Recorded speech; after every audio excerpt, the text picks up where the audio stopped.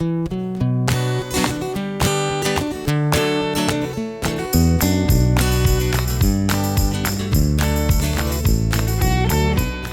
the Underpowered Hour. On this week's show, a stranded Defender, Carmel Edition Range Rover, Land Rover's not selling a lot of Discovery 5s, and then a tip-top tech tip on adding power brakes to your Series Land Rover. And now, without further delay, here's the show.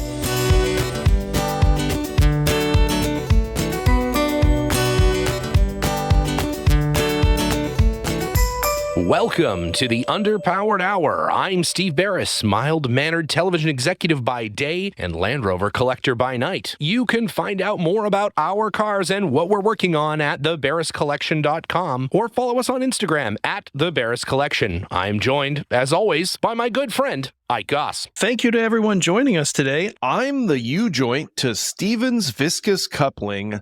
I'm the rumbling drivetrain of podcasting, Ike Goss. I own and operate Pangolin 4x4 in Springfield, Oregon, where we live and breathe Land Rovers. Check us out online on Facebook, Instagram at Pangolin 4x4. Let's get started. All right, Ike. Well, this week in Land Rover news, a brand new Defender, I guess a Defender 130, was out for a journey in the English countryside. A 3-hour tour. Just a little boot around in the new highly capable Land Rover Defender 130, and apparently started its way down a footpath and got stranded by, it looks like they tried to drive over a small retaining wall or something, like and got wall something like that, and got it was onto the beach, right? It was, yeah. They were trying to, I guess, get a little beachfront camping, and it got high centered. Pretty bad high centering. This is very frustrating. I think that these sorts of people are giving other Land Rover owners a bad name, Yeah, absolutely. There's a time and a place for everything, and I think a footpath is probably not the time or place to be driving. No, it's true. I, having driven on a number of footpaths by accident over the years, it's not ideal. It's not ideal. But apparently this particular footpath, this happens relatively frequently. People trying to drive down on the beach and getting stuck on this little concrete thing. Do you think they keep making it a little bit higher so that cars will stop trying to drive over it, but it hasn't stopped anything, I feel like signage definitely has to cater to the lowest common denominator. And I think we're all familiar with various warning tags, and you read them and you're like, who would do that? There's some famous examples, the Batman costume that has the warning label, this costume does not enable the wearer to fly, which is stupid on so many levels, right? Because first off, why would a costume allow you to fly? Right. But second off, Batman doesn't even fly. He doesn't really fly. No, he doesn't. He doesn't fly. Exactly. Yeah. So, does it say anything about doesn't allow you to vigilante fight crime? I guess you can. I mean, there's no warning. So I don't know. There needs to be a sign for people like this. Be a sign for people like this. Yeah. You ask why those labels are there or why the signs are there. It's because somebody tried it. Yeah. It just gives us all a bad name, and it gives a lot of ammunition to people who want to outlaw SUVs, and rightfully so, with fucking idiots like this guy. Why wouldn't you? The beach. Yeah, exactly. Yeah. Well, there you go. It is that Land Rover high-centered on a piece of concrete lifestyle that they're chasing. Yeah, that's modern luxury. Modern luxury right there. Speaking of modern luxury, maybe the height of modern luxury, the Carmel Edition Range Rover is back for a second year. Not to be confused with the Carmel Range Rover. That is a specialty chocolatier's tiny Range Rover made complete of Scottish toffee. It's delicious. Just really went on a limb out there on that joke, didn't you? Yeah. I think it's paying off for you. I think it worked. I had some returns on that one. Yeah, I think so. Yeah. The Carmel Edition. Now, this is, I guess, named after the exclusive area in California. In California, here in the sort of a little bit central, I guess, California. But it is, and this is the second year. So they do the Pebble Beach Concours d'Elegance every year. Range Rover has a Range Rover house there, which they invite people to come and, be fancy together, as a group. And we were exclusively asked not to come. We were excluded. Please don't come. Yes, we got an uninvitation, which is interesting. It was very, very nice, letter pressed. Oh, no, beautiful. Disinvitation. Yeah, disinvitation. Yes, please don't come. But it is it's a Range Rover that they sell at the Carmel Range Rover house to, I guess, people who are interested in this extremely limited. This is a how many people would they sell this to? Limited edition. They are making seven of these cars. Seven of these cars. Yeah. That's is that even an edition? I don't know. Yeah. Is it an edition or is it just especially? I mean, it says edition all over the place. Let me tell you. It says edition. I feel like there's more copies of the Declaration of Independence than that.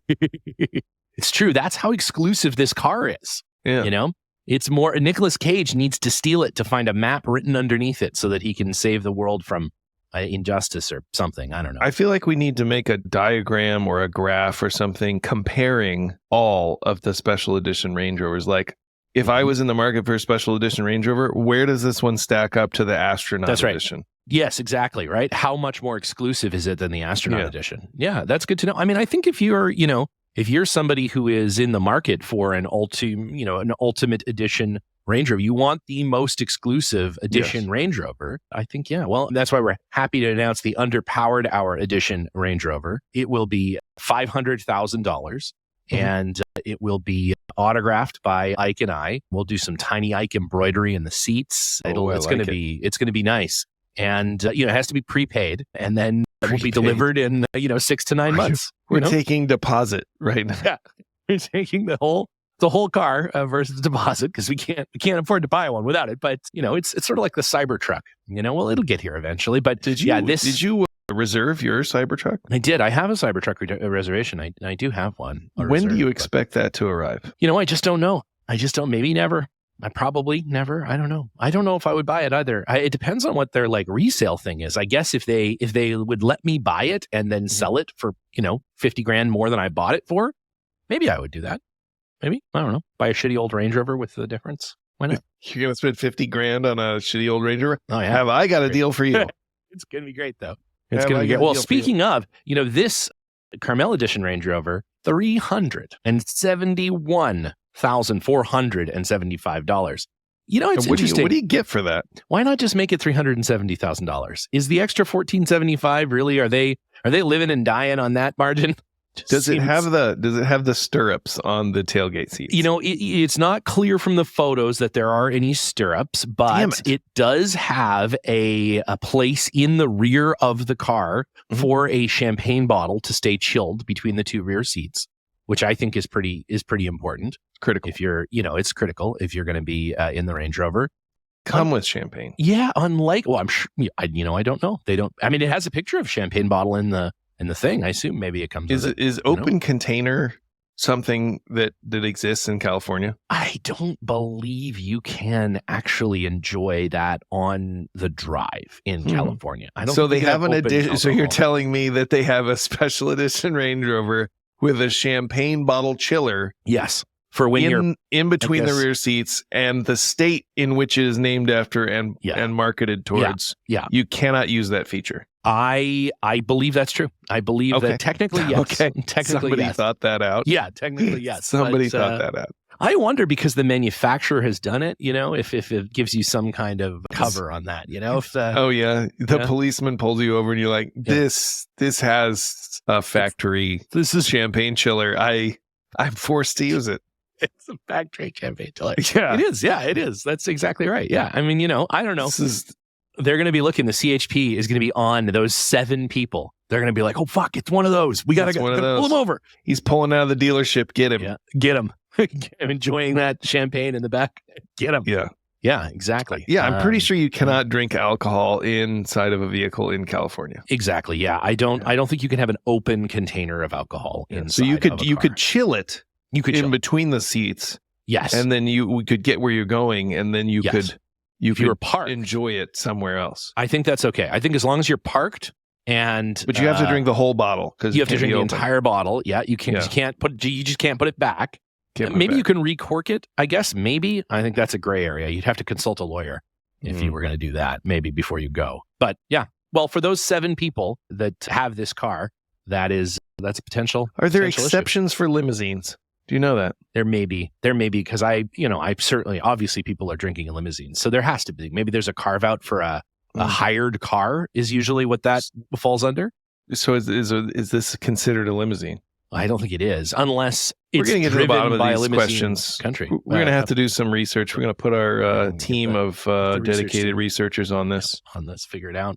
We'll get the definitive word for those listeners who are planning on buying the Carmel edition, and this is that one question that they need answered before they put down the 370. Are there other features that we should be aware of besides? There's some champagne embroidery, lots of embroidery. Everything is embroidered. Now, I believe the previous edition came with a set of golf clubs. Am I wrong about that? I seem to remember that. I think it came with a set of golf clubs. Maybe that's a highly personalized thing. So you go to the dealership and have that measured out, or what? I think it was a collaboration with one of the big golf club companies, and they were custom measured. And I believe your initials got sewn into the golf bag that was the same as the upholstery of the Range Rover. Like it matched the upholstery, which is nice. It's a nice feature. In case you lose the seats in your Range Rover, yes, you would know which ones were yours. That's right. If they were all mixed up. That's right. Exactly. If somebody had taken out all the seats, are mine.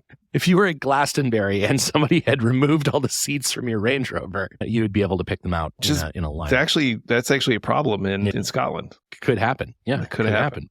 Could just take the whole thing. So I understand that to this limited edition Carmel Range Rover, they're making 7 units. Now, that's exactly right, yeah. That's almost as many vehicles as they sold Discoveries in the last quarter, right? Yeah. Unfortunately, our precious JLR is not selling the Discovery at a rate that really makes any sense. I don't know why. I have an idea as to why. Yeah, it's like a Ford Explorer. Well, we kind of talked about this and have talked about this for the last couple of years, which is basically the Defender is cannibalizing, if you will, the Discovery sales. Like if the Defender is more capable, and it's every bit as comfortable as the Discovery, why would you buy a Discovery? Some would argue is also better looking than the Discovery. I think it's more Land Rover looking than the Discovery for sure. I do think there's maybe a sub-market, I think it's probably pretty small, that feels like the Defender is too utility looking and the Range Rover is too expensive. I think that's probably where you find a Discovery buyer. I think that's traditionally where the Discovery buyer has been. Right. But because the Defender has been softened quite a bit, I feel like that is less maybe than it used to be. So I still feel like they're taking, like the decline in sales is largely due to the introduction of the Defender. Is that fair to say? Oh, I think so. Yeah, I think it's entirely, anyone who is going to buy a Discovery, or most people who are going to buy a Discovery, I think are now buying Defender. And, I feel like, I don't know, maybe I'm wrong because I'm antiquated, but that if the design language of the Discovery 4 carried forward more into the Discovery 5, meaning the Discovery 5 looked much more like it fit into the lineup from Discovery 1 to Discovery 4, I think maybe it would be selling to a different market. But with the 130 now, it's hard, right? Because the nice thing about the Discovery was it was more family oriented, but basically still a Defender, right? I mean, it was a 110 more or less, a little softened, but you could have like nice seats in it and you could fit a bunch more cargo and it wasn't a big empty aluminum container. But now Defender, like you said, is everything you'd want. And Range Rover, if you want the, way more luxury, way more whatever, you get a Range Rover and they start at, cheaper than a Discovery in some of the Evokes and stuff. So yeah, I don't know. It was for a little while the family camping car, the Discovery. People were buying it. We had one kind of for that reason. And I think, now those people, they're just buying 110s. Well, also, I think traditionally the United States has been a big market for Discovery. Yeah. And we hadn't had a Defender for many years, since the 90s. Yeah. And so now we have a Defender, and why would we? I don't know. It's interesting. And I don't know that that's just North America or that that's worldwide. Like, is anybody buying Discovery anywhere?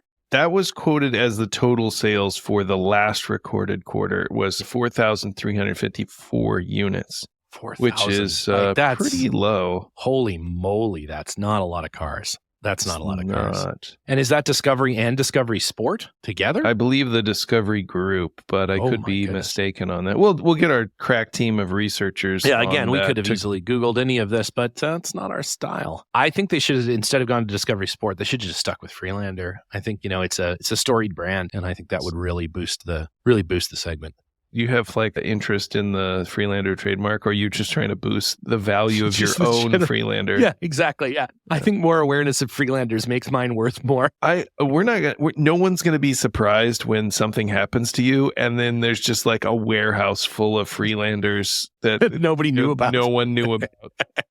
Yeah, you just collected these. I don't know. It was compulsive. It was weird. Yeah, it was weird. Yeah, some people, have a fridge full of human fingers or something, and they're like, we didn't know. He was so quiet, and this is worse. Yeah, this is worse. This is worse than that. This is much worse than that. Yeah, it's a whole warehouse full of them, just stacked, and oh man. Yeah. Well, speaking of famous automobiles and famous people, our very good friend Brian Jocelyn, former editor of the Alloy and Grit Land Rover magazine. Oh man, I miss it so much. It was such a great magazine, and maybe the best. Very difficult to do printed magazine these days, as even Land Rover owner is gone, and that had a lot more financial energy behind it, and even it couldn't make it. So, but thankfully, Brian is back with a whole new project. He's over at Eastwood, makers of, really actually pretty fantastic hobbyist car restoration, metalworking, fabrication supplies, like that really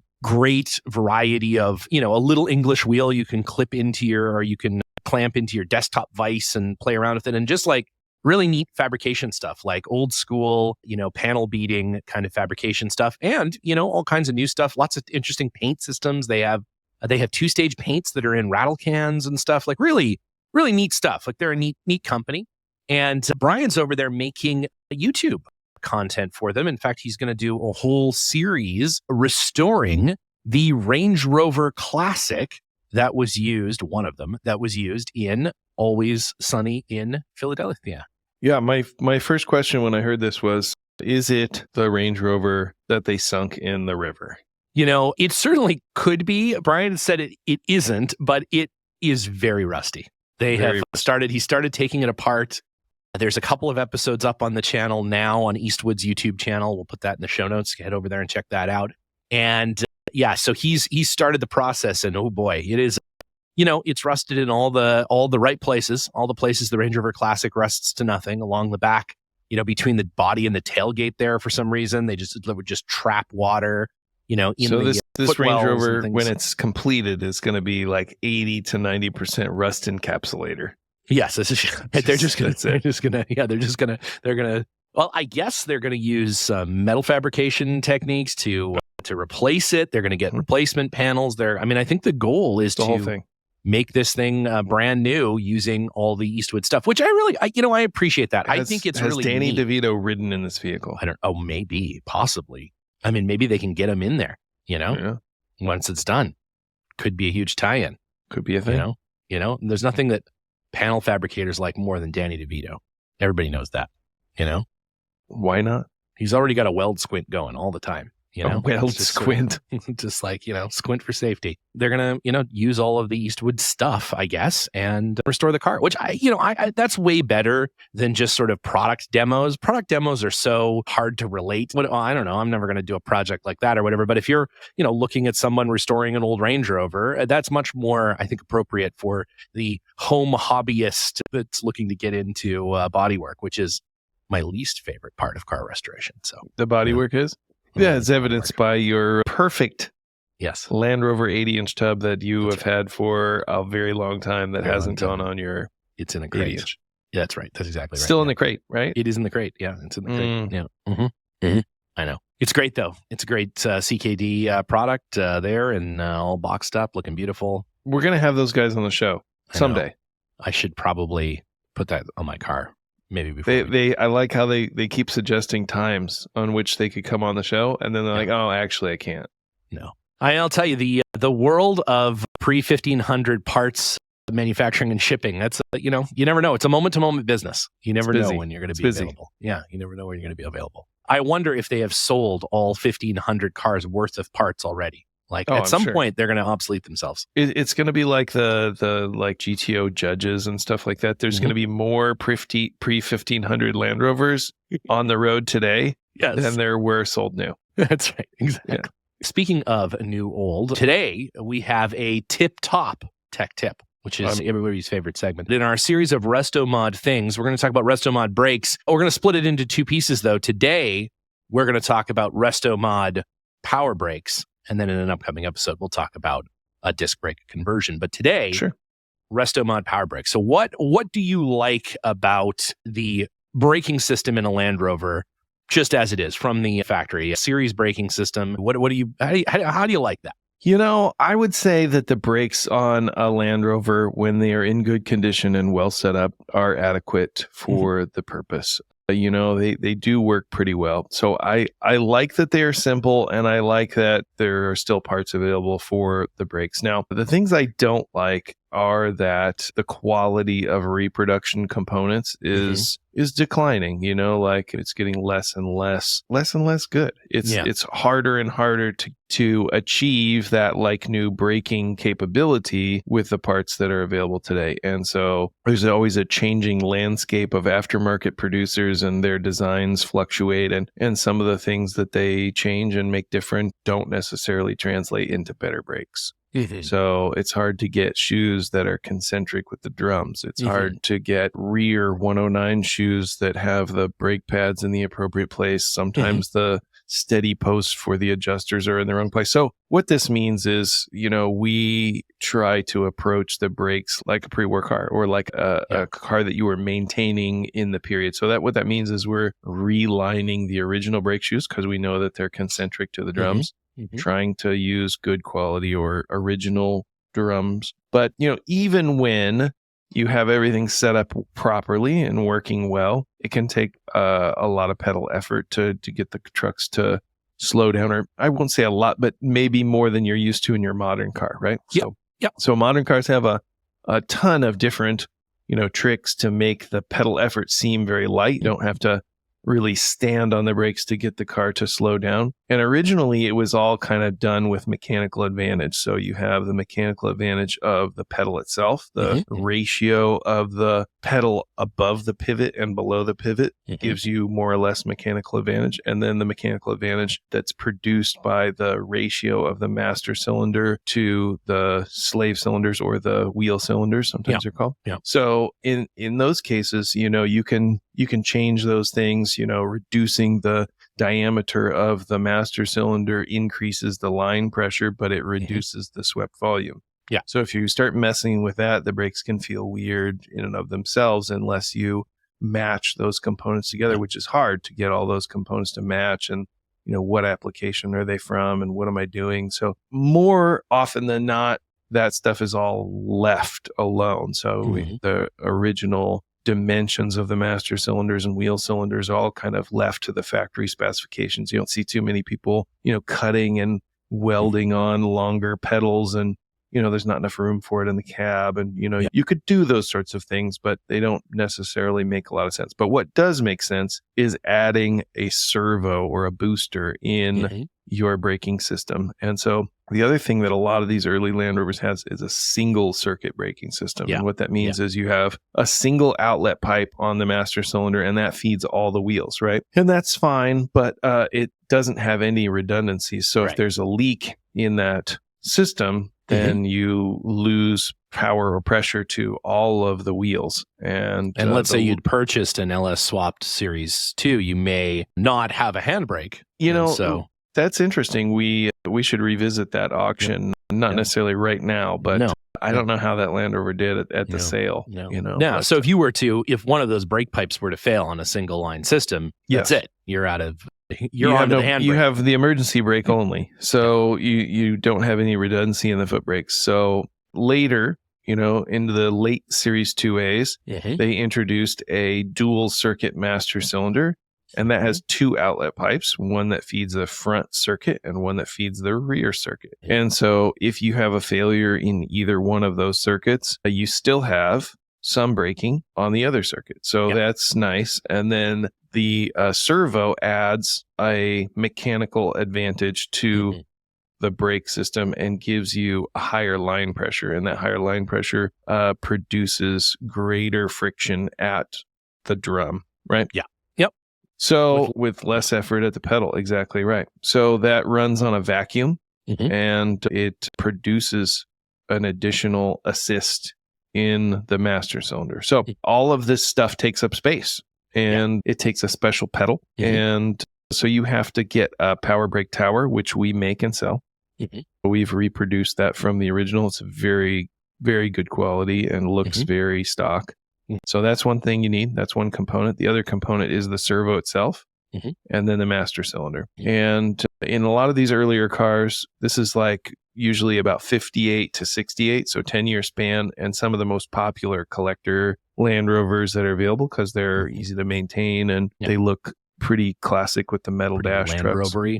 Land Rovery, if you will. So those trucks usually have the single circuit on the both 88 and 109 versions. So the final component is that dual circuit master cylinder. And I say final component, there's a lot of hardware and fittings and stuff, but essentially you have to make room for these other components. The master cylinder, passenger side, or the driver's side wing gets in the way, The driver's side wing does get in the way. So these components, in an original configuration, the master cylinder would point towards the driver. In a power brake application, the servo and master cylinder point away from the driver.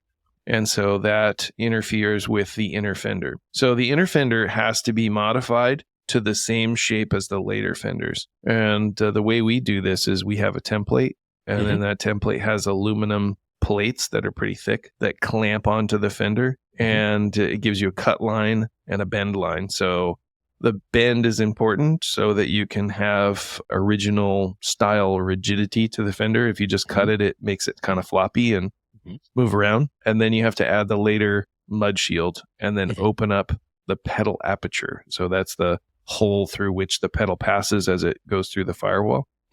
There's a few other, small details, but essentially that's the method by which you create the room. And externally it looks completely original. So it looks great. It does. It does. So this is going to give you a lot less pedal effort and a little bit more safety margin when you're using your Land Rover, which is nice. And it is nice. Externally, it looks totally stock. And even when you lift the hood, it just looks like the later model Land Rover in the brake area. Was it ever an option from Land Rover to do that to the earlier cars? Did they sell a brake assist system? I know some of the early, like my 6-cylinder has it, for instance, and some of that sort of stuff. But like, did they have an actual factory part you could order to do that to an earlier Land Rover? Yeah, so that is true. You could order an option, and some aftermarket companies made standalone brake boosters for Land Rover brakes. And so those are usually remote boosters. And so they have a line in and a line out. And it's kind of like a secondary master cylinder, if you will, hydraulically operated. And those don't give you the redundancy of a dual circuit master, and the other issue with them is maintenance spares for those remote boosters are not as easy to get. And they don't really work that well. I mean, compared to a modern style booster system or the original remote system, like the one in TED, the one in the Nada 6-cylinders. It just doesn't work that well. I mean, sure, it's better. It's a much heavier car and it stops about as good as the lighter car does, but still not. I mean, it doesn't reduce the pedal, energy that much. You still have to press pretty hard. Sure. It also gives a bit of a weird not lag, but just like you really feel that you're not connected to the braking system in the way that a servo, a vacuum servo assisted one, you don't really feel that, it still feels, you still feel the pedal nicely. Yeah. In the later trucks, you don't have quite as much distance between your foot and the braking system as you do in some of those remote systems. Yeah. But essentially the way that this works is, there's a junction on the top of the frame rail that supplies the 4 wheels in the original system. And so you've got one line out from the master cylinder originally into a 5-way junction. And in the new configuration, the easiest way to do it is to use that 5-way junction to supply the front brakes. So you have the line out from the dual circuit master cylinder for the front brakes into that 5-way junction. Mm-hmm. And so you have a left line out, a right line out, a brake pressure switch, right? And then your line in, and then you plug off one of the ports. So those are your 5 lines at that 5-way junction. Mm-hmm. And then you just run a separate line from the line out for the rear brakes to the rear brakes on the vehicle. Right, to the rear junction, junction, you only really have, one change, which is the line out to the rear brakes and then plugging that port. So I guess 2 brakes to, or 2 small changes to the hydraulic system. Yeah. So the plumbing is pretty easy on that conversion. Yeah. It's not too intimidating. So I recommend that. And the nice thing about this is, this is the first step to a disc brake conversion too. So if you're like, I don't want to spend a ton of money on a disc brake swap yet, but I ultimately want, much better brakes, this is a good place to start because you'll need to do it with a disc brake swap anyway. So it's not money wasted. It'll improve drastically your current brakes, and it's one step closer to having disc brakes on your car too. Yeah, I like the pedal feel of the assisted brakes in like a Series 3, but I don't dislike, the brakes in a well-maintained non-servo assisted car, but certainly, as you get older and you get, sort of, it's a little harder to put the kind of pedal pressure you need on an older car, especially like a 109 or something, a little bit heavier car. It does make sense, and it's pretty easy to do. What would you say for the average sort of individual? What kind of a job? What level of number of wrenches is this? Number of wrenches is this one? Yeah, I think a lot of instructional videos and stuff, they rate the difficulty of a project by the number of wrenches, right? And usually it's out of 5? 5 wrenches is maximum difficulty. Yeah. I'm going to say it's a 3.5 wrench job. 3.5 wrenches. Okay. Yeah. Yeah. It's not too bad, but it does require some ability and some knowledge of how to set up the braking system and how to flare tubing and, do some neat and tidy metal work to make it really nice. You see, like, this is not an uncommon conversion. Lots of people do this, but it is unusual to see it really cleanly and nicely done. Yeah. And I think the key to that is really the fender work. Yep. I've seen so many sawzalled out fenders that, somebody just cuts a big, half moon or something out of it, and if you have a good template, it does not take very long to do that work. No, and it looks great too. Like, any of the fenders, I've seen many of them that you've modified, and it looks totally, you wouldn't, if you didn't know that was an early 2 and that there would be no way that it would have a brake booster on it, you would, in a nicely restored car, you'd have no idea. It just looks like it's supposed to be there. Yeah. So it's all factory parts. The mud shield is factory, and the shape of the fender is factory, and the brake tower, booster, and master cylinder, all factory parts. So it does look like a professionally engineered, brake solution. So I think it's worth doing. I really do. I recommend it pretty regularly to people. Yeah. Well, speaking of recommending it, it's come to the highly anticipated drawing of the Barbara Toy books for our Patreon followers. I totally forgot about this, and I'm looking forward to this. It's these big. people. Yeah, these people support the show, and we really appreciate their efforts. And to show a little thanks, we'd like to do some more of these giveaways, and this is a good one. The Barbara Toy is a luminary, as Mr. Steele would say. That's right. In the Land Rover community and Land Rover history. So this is a cool book to give away. So how are we gonna do this? So we've entered every one of our patrons' names into a highly sophisticated, auditable, and nationally recognized random name picker website. That was the first thing I clicked on. Is this a fishbowl with a bunch of slips of paper in it? That's exactly right. Yes, it's a virtual fishbowl. And those folks that are in the highest tier of our Patreon have their name in twice. What? But you can't win twice. Uh-oh. So, yeah. It just gives you twice the number of chances to win once. That's pretty cool. Right? That's pretty cool. There you go. It is the benefits of patronage, if you will. Yeah. Okay, here we go. Are you ready for the button pressing? I am ready. Is there a drum roll? There is now. Here we go. Oh. Who do we got? First one is going to go to Tyler. What? That's amazing. I know, isn't it? That's really cool. Yeah, we're going to send him a book. He's going to love it. Are we ready for number 2? I'm ready for. Do we get another drum roll? Another drum roll. Let's do it. Yeah, I think that's what people expect. Yeah, and here we go. Andrew. So this one goes to Andrew. Yeah. There you go. He won. So we're going to That's send those Barber Toy books off to those patrons. Thank you for your patronage. You make the show possible. Congratulations. Yeah, congratulations. Without you, there would be no Underpowered Hour. It would just be Ike and I on a Zoom. Shouting into the void. Shouting into the void. Now, Ike, I don't know if you know, but we were able to secure one additional Barber Toy book. What? I didn't hear about this. Additional. Why wasn't I notified immediately? It was recently located and is now in our possession, and we are going to give... Was it in the packing material and you just didn't notice it? Yeah, it was in between things in the packing material. This one, though, is going to be dedicated to a giveaway on our Facebook group. Okay. So if you're not yet a member of the Underpowered Hour Facebook group, like so many others are, our good friend Steve Owen, he's in there. Yeah. You know, Dixon Kenner, he's in there. We've got Jeff Aronson, he's in there. All your favorite Land Rover people, they're in there. They're in there. You ask yourself, why aren't I? There's no reason. It's not a high bar to cross that threshold. Really isn't. There's zero effort needs to be expended. So and you could win a Barber Toy book. I mean, it's huge. It's huge. You don't have to pay for the free shipping to get it here. So we are going to make a post on the Facebook page starting today. That will be open until the following week's show. Again, we're asking you to reply to that post with a picture of you in your Land Rover.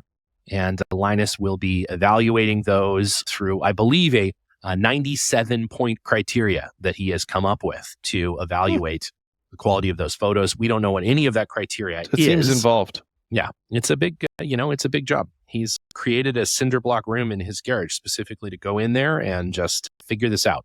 That's not why he created that room. No one else is allowed in. So it's a fortress of solitude, if you will. All right. Well, with that, I look forward to those books being in the mail for those patrons. Thank you for listening again. Thank you for your patronage. And as always, please feel free to head over to the old YouTube and check out some fantastic Underpowered Hour YouTube content. You can get the show there, of course, but also all kinds of different stuff. Some shenanigans, some tip-top tarp tip videos, some tooltip videos. It's all there for you. Yeah. You can also purchase a personalized greeting on your voicemail system, courtesy of Steven. That's right. On our web store. That's right. From the Freelander, from inside the Freelander. From inside the Freelander. I will tell people that you are busy restoring your Freelander. And then they'll get back to you just as soon as they can. So enjoy that. And with that, Ike, unfortunately, we have run out of time this week for Ike's review of Nando's, but we are going to get that on the schedule just as soon as we can. We appreciate everyone's tagging us in your Nando's photos on Instagram. Eventually, we're going to get those guys to sponsor the show, and then Ike and I can finally rest. So this whole project will have come to fruition in getting some money out of Nando's. So with that, Ike, it's been a slice. We'll see you next week. All right. It's been a pleasure. Take care.